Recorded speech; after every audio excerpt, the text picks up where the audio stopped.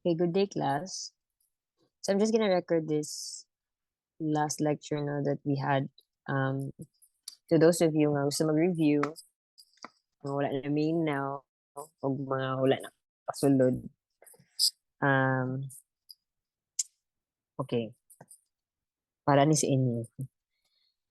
Okay, let's talk about transformation of functions. So, as I've discussed, basically what we're doing with transformation of functions is we're just transforming or moving our function. So we're shifting it either vertically, horizontally, and reflecting it about the x-axis. So pwede na siya combine tanan. So let's have first this very basic transformation of the vertical shift. So for example, we have a base graph here, base function x squared. The graph of x squared is kaning grade rin, no? Kana siya. So, if we add 2 here, class, after f of x, this is our f of x, no, ang x squared. So, if we add out 2 to x squared, what we're doing is we're just shifting it upwards. Okay? Na-shift na siya upwards by 2 units. So, kung pila imong gi-add ra, mo po na ang units nga imong gi-shift upwards. Okay? Now, the same is true with subtracting value from your function. So for example, x squared minus 2. What you're doing is you're shifting the x squared vertically, but this time it's downwards. Kaya naka-negative mo ka dira. Alright. The next transformation is the horizontal shift. Ganina is the vertical shift. This one is horizontal shift mo siya. So, we also mag-matter po class asa ni mo gi-add or asa ni mo gi-minus ang number. This one is i-add na ta siya after x squared. Here in our second graph, we are adding 2 to x no before siya gi-square. So ang effect ana is we are shifting it to the left by 2 units. Now, nainangutan na itong ni Agi. I think that was yesterday na ngano daw mo shift siya to the left. The answer is wala dyan na siya. Mo shift na siya to the left. Wala na to actually the transformation of function na atong na conclude diri class is not the cause, but it's the effect of observing what happens to the function. So if you ask me anong ni shift left na siya, mo shift left na gid na siya, wata ka balungano mo na siya gi-conclude na nato nga ni shift na siya to the left if you add 2 here. Okay, so 2 units to the left now. Now, kung x minus 2 po na siya class, ay siya square, we're shifting it to the left. We're shifting it to the right. We're shifting it horizontally, but padulong siya sa right by 2 units. Okay, next. Another transformation is the reflection. So if you have here an x squared, graph of x squared, if you negate that class, no, butang na lang negative there. Basically, what it does to the graph is just reflecting it with respect to your x-axis. So again, as I've discussed in class, ang x-axis ni mura siya mirror. It serves as the mirror, no? So kani siya is just the reflection ani yung graph. Okay? That's what happens if you negate your f of x. Right. Now, what if na-combine na tanan nga mga transformation? Ga-add ta, no? Before siya gi-square, yeah, ginegate na to, and then we add 1 or we add a number. Okay, so what you're gonna do here, class, is dili ka magsugod sa imong pinaka-inner nga part sa imong function, no? Para dali nimo ma-distinguish or dali nimo ma-recognize unsa ay imong gibuhat na shifting or transformation. So, if you look at this graph, if you look at this function, it's so easy to spot, no, that the base graph de ani is the x squared. Okay? Now, what it does is nag-plus siya 3 diri. So what happens with this ininay na to, it is shifting it to the left by 3 units. So kani siya nga graph, okay, gi-shift na niya padulong diri by 3 units. So mo na siya ang effects ng x plus 3 squared. Now, yang ginegate. Pag negate ni mo ana class, mahimo na din siyang diri nga part, diba? Ni-reflect siya dira. Okay? So ang last ato is na-reflect siya dira. Then you add 1.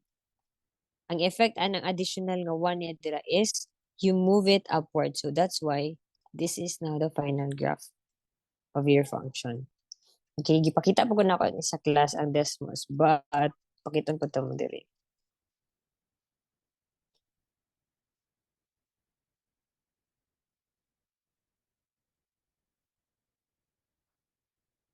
Okay, so let's start with x squared. Okay, mo na siya ang graph sa itong x squared, right? Now, giplasan na to siya 3. Okay, so ni-move siya to your left by 3 units, right? And then, ginigate na to siya. Okay, ni-reflect siya about your x-axis. And finally, we add 1. So, ni-up na siya. Okay, ni-shift siya upwards. Okay, so that is the transformation of function. Let's have example. Before that, these are the general, general types of transformation. Where C here is a number greater than 0. Okay, so this is the original graph. Ganina na example ko x squared. So this is not limited to x squared. No, any function for that matter. Okay, ma-apply ni siya. So, excuse me. So again, if we add the I-class, if we add or subtract a number, say C, to your function, to your x, the effect of that is a horizontal shift, no? To the right or left. Right siya kung naka-minus, left siya kung naka-plus. Okay?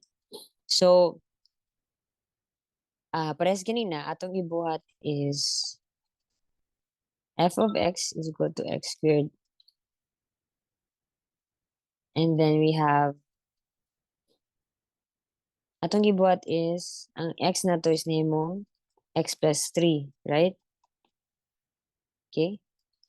So, ang ma-apply ani class is, kana siya. Okay? Ang x, ipulay na to x plus c. Okay? So, the effect of that is horizontal shift, 3 units to the left. Alright, so let's have here number 1. Let's see if unsa nga transformation ang gibuhat diri sa atong function class. So you have here a function f of x is equal to negative of quantity x plus 3 squared minus 5. So let us identify yung sa atong base function or base graph. So atong base graph ani class is just x squared. Okay, x squared. So the transformation is sugod sa pinakasulod class, nag-plus siya 3 dira. So that is a horizontal shift, no, to the left. So shift left by specifically 3 units. And then after ana, iyang ginigate. Okay, ginigate niya. So again, if you negate your function, what happens is it reflects, no, reflect with respect to x-axis. And then finally, the minus 5 ka. So the effect of that is shifting it upwards. Sorry, downwards like a negative. By 5 units.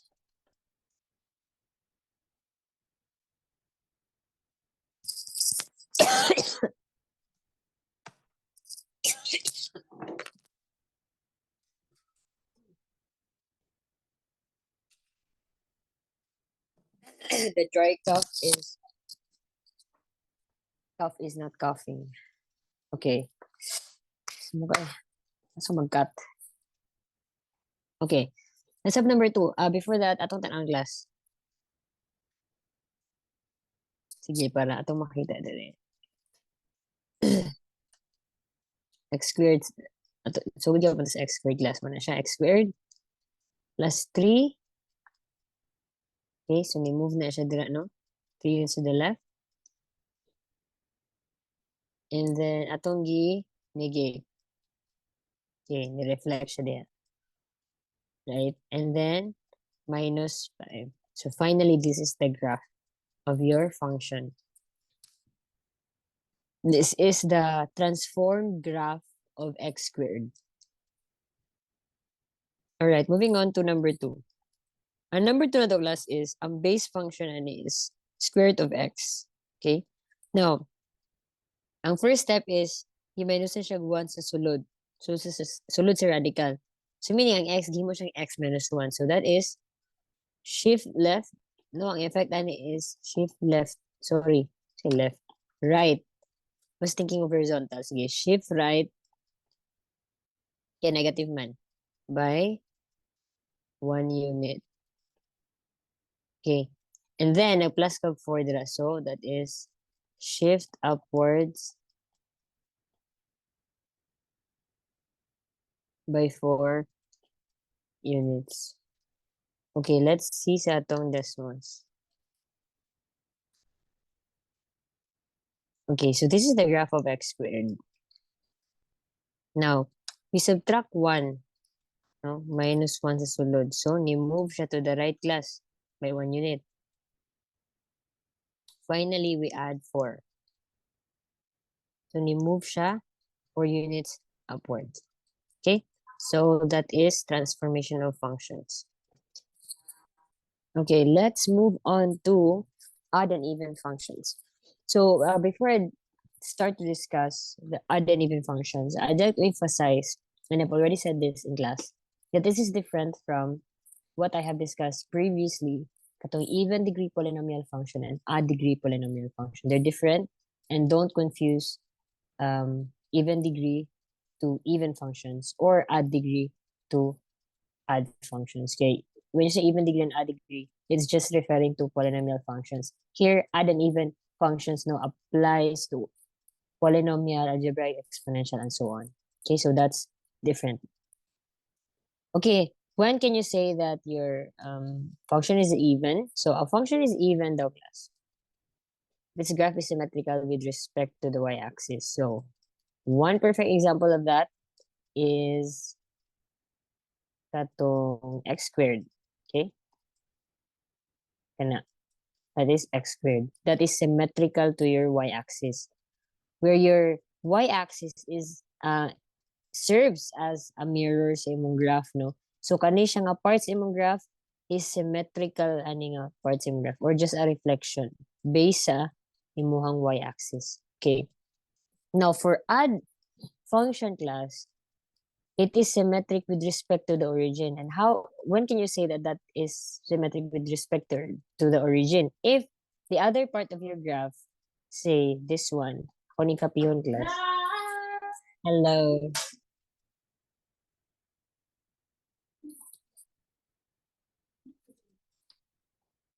Nag-record ako, babes. Okay na. So, ay akong gipalang aircon na. So, this one class, ang kining nga part sa imong graph is for even function, we have here iba reflection ani based sa imong y-axis. Now this one, for your odd function is your half sa imong graph is not just symmetric sa imong, pwede ka mag, how do I explain this? It is reflected to your y-axis once, okay? And reflected to your x-axis once.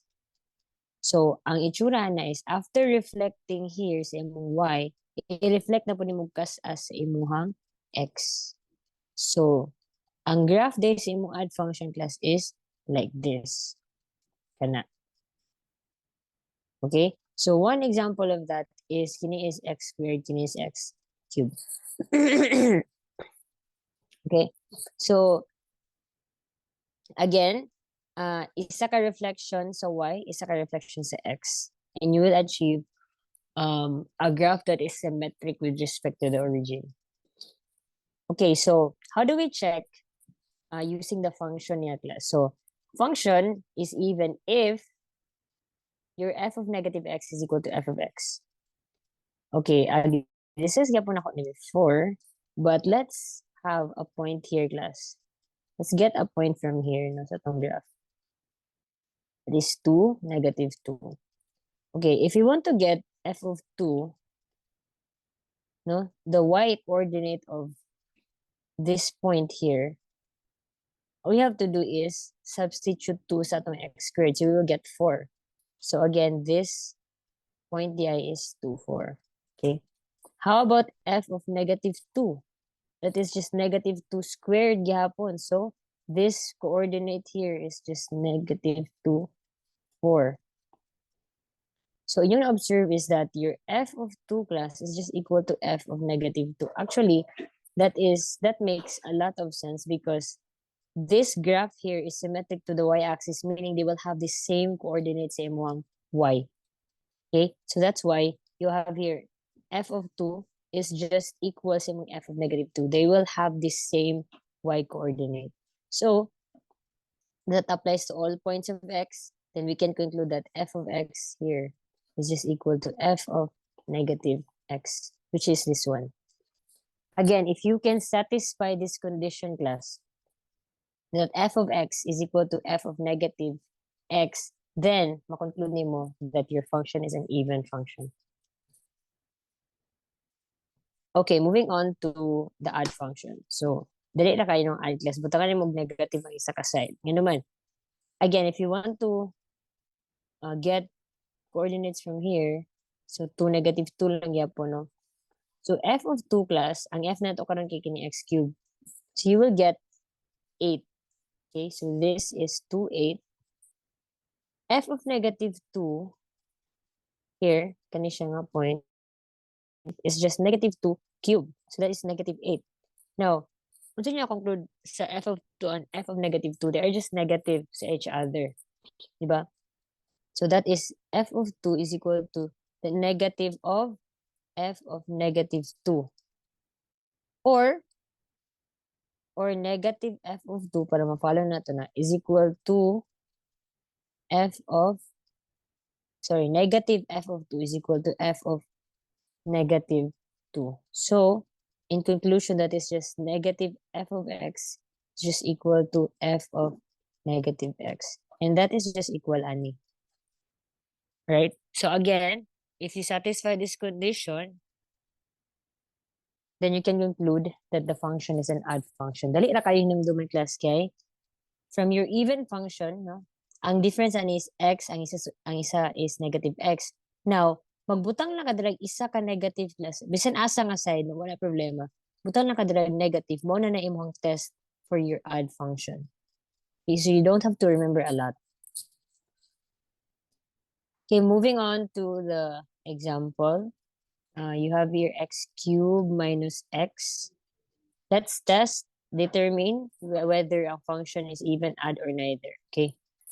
So, ako ginibalik-balik sa klase, kung pag-test ninyo class, if even siya, kanya na-conclude ninyo nga dili siya even, kaya wala na satisfying condition, ayaw din mo conclude nga odd siya. Just because it's not even doesn't necessarily mean na odd na siya. Pwede mo na siya neither. Sige, let's have number 1, which is x cubed minus x. So, i-test na to if even. You have to satisfy f of x is equal to f of negative x, sorry. Excuse me for that. So we can set a value of 2 lang yapon. So f of 2, i-check na to if equal na siya sa f of negative 2. So substituting that, you have 2 cubed minus 2 is equal to negative 2 cubed minus negative 2. And you will have 6, tama ba? And negative 6. So 6 and negative 6, hindi na siya equal. So, wala na ni na-satisfy na condition. So, you can conclude nga, this is not an even function. Okay, let's test if odd ba siya. So, butangan lang mo isa ka negative class. Ikanana, so that is f of negative x. Pwede ra gihapon 2. So, you have negative f of 2. Is it equal to f of negative 2? So that is negative, sulod ng bracket class, kay 2 terms man. 2 cubed minus 2. Is it equal to negative 2 cubed minus Negative 2. Huot na lagi kinidre. So that is, atong nako ganina 6 man na, no? I-negate ni mo na negative 10. Negative 6 is equal to negative 6. So that is correct. Therefore, we have satisfied the condition for your add function. So we can conclude that that is an add function. Okay. Let's check class graphically if it's really an add function.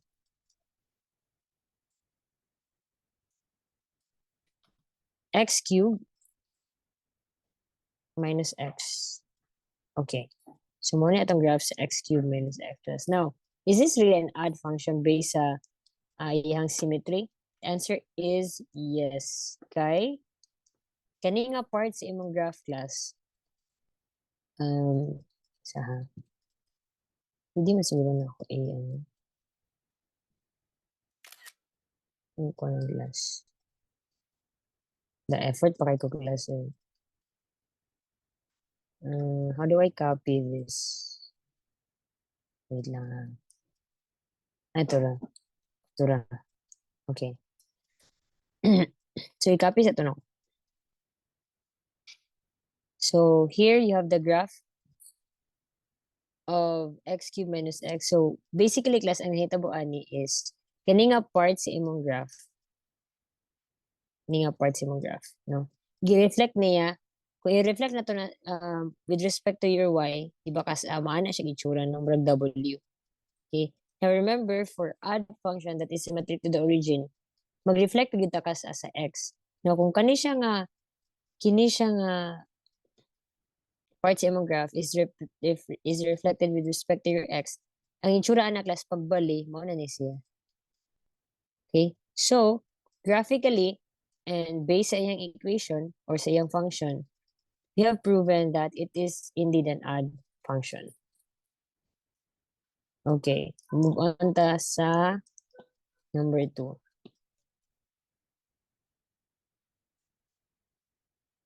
Okay, number 2, or letter B, BDA. G of x is equal to 1 plus cosine x. It-test na to if even class. F of x must be equal to your f of negative x. So let's, since ang x na to class is an angle, let's assume na lang your x as pi. Tingnan ng f man kung libutang. Okay, so if even siya, be consistent with the letter po da. So, wala problema, G, H, F. Basta consistent ka. G of x must be equal to your G of negative x. Okay? So, you have here, G of, maglet lang tayong x na to is pi, which is 180 degrees. So, again, kung 180 inyong gamiton, then naka-degrees dapat inyong calculator. Kung pi, dapat naka-radians. Okay? Is it equal to the G of negative pi? Okay. So that is 1 plus cosine pi. Is it equal to 1 plus cosine of negative pi? And if you check class, cosine of pi is just actually negative 1. Okay. So negative 1 plus 1, you will get 0 equals, if i-calculate po ni class, ang cosine of negative pi is also negative 1. So negative 1 plus 1, 0 ra gyapon. So that is correct. So it satisfies the condition of an even function. So to conclude, that is an even function.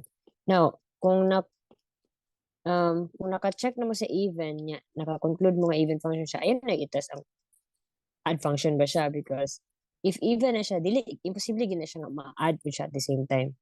So either even na siya or add, or neither. Okay, so in this case, it is an even function. So let's stand out. Let's see if it is an even function given sa iyang graph. 1 plus cosine x. Okay. So muna itong graph sa 1, 2. Okay, so muna itong graph sa 1 plus cosine x. So as you can see, it is indeed an even function because iyang graph is symmetric with respect to your y-axis, no? So, mo nang ingon gahapon, o itong niagi nga, if pilon nimo na siya class sa iyahang y-axis, kung fit ang imuhang mga graph diya sa each other. Okay, klaro man kayo no, yung y-axis kaya murag mo yung mirror. Okay, let's have number 3 or letter C. X squared plus x plus 1. So let's just set x na to plus nga 1.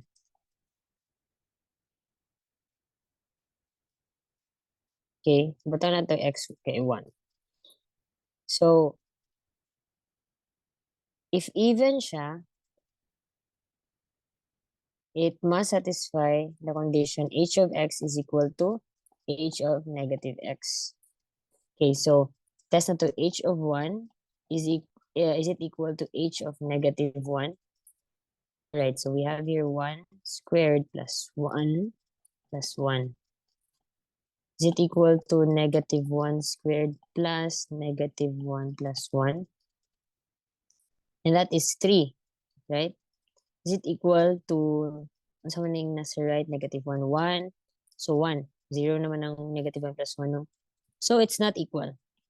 So conclusion is it is not even. Okay, let's test if add siya. So h of x, buta na kang negative isa, no? Must be equal to h of negative x. Okay, so h of 1 negative lagi, sorry. Is it equal to h of negative 1? Actually, kaganina nga itong isolve, negative na itong isa, anak class. That is negative of 1 squared plus 1 plus 1. Equal to negative 1 squared plus negative 1 plus 1. So that is negative 3. Not equal to 1. So yung conclusion is not add. So therefore, number or letter C is neither. Dili siya even, dili siya add. Okay? So tanaw na to sa figure class. Graph niya. X squared plus x plus 1. Okay. So, muna yung graph. So, tanawa. Nasibog lang siya gamay, no? Kung dili yung tatong, kung ang iyang minimum value is nag-fall siya sa y-axis, then we can say nga even nung na siya. Okay, symmetrical. But in this case, it's not symmetrical. Kaya kung tanaw ni mo, yung y-axis, dili siya ga-serve as the mirror or axis of symmetry sa imuhang graph, no? Nasibog man siya gamay. So, this is not even. Isamot, nagdili ni siya add. Okay? So, that's it for the odd and even functions and transformational functions.